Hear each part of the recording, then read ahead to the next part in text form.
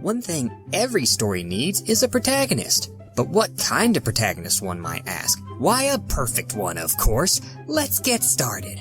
At first, creating the perfect protagonist may seem like a daunting task, but don't worry, let's just start with a name. We will call our protagonist, Mary Sue. See? We are already halfway done. Some might worry that they will make for a poor protagonist. Fear not, that's just because we need to get rid of the one thing that makes audiences not identify with the character. Flaws! Yes, just scrub all of your flaws away and make your protagonist an idealized version of yourself. Now that we removed all flaws, let's start adding strengths. Let's make Mary Sue young. Always have everyone else describe her as beautiful, while she remains completely unaware of her own gorgeous looks. Have her be so attractive that guys literally fight over her, but make sure Mary Sue is never actually smart enough to figure out why. That would make her look vain, which is a flaw. Now some of you might believe that flaws make characters believable and are a useful tool for humanizing our protagonist.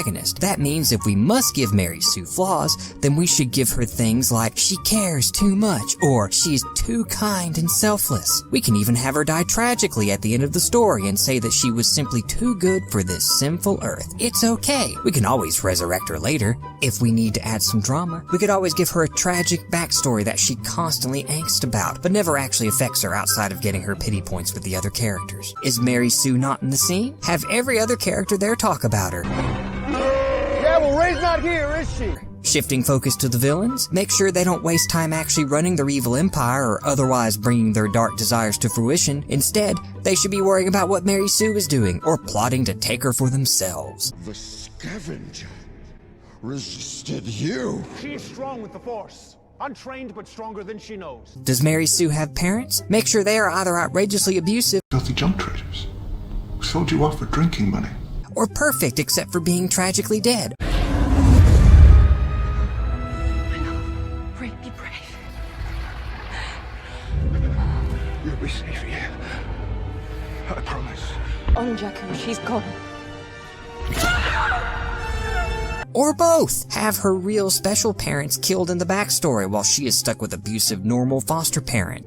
Need to make a clear distinction between good and evil characters? Mary Sue makes it easy. If a character disagrees with her, then they are most certainly a bad guy, while all those who agree with her are 100% virtuous without fail. This removes any character who could call out Mary Sue for her mistakes, which she never makes, so it isn't needed. One thing to watch out for is to ensure that Mary Sue never fails. Have her effortlessly overcome every challenge. Make sure she bests all veteran characters in setting in spite of having only a fraction of the experience. Are the villains ruthless and supremely powerful? Not compared to Mary Sue. They should crumble before her in the most anticlimactic way possible, just like the story's narrative stakes. It's not like our readers actually want to see a close contest. If any villain ever manages to actually hurt Mary Sue or any of her friends, make sure she dishes out 100-fold more than she receives. Ensure that she makes the villain suffer far more than she did, and that she shows him no remorse. After all, we don't want Mary Sue to display unheroic traits like mercy or forgiveness. Is Mary Sue starting to look a lot like the villain she is fighting? We could use their similarities to show Mary Sue's flaws while highlighting the positive traits of the villain to showcase the story's deep themes about the razor-edge difference between heroes and villains, adding a layer of depth to both the story's symbolism and characterization. But that's dumb.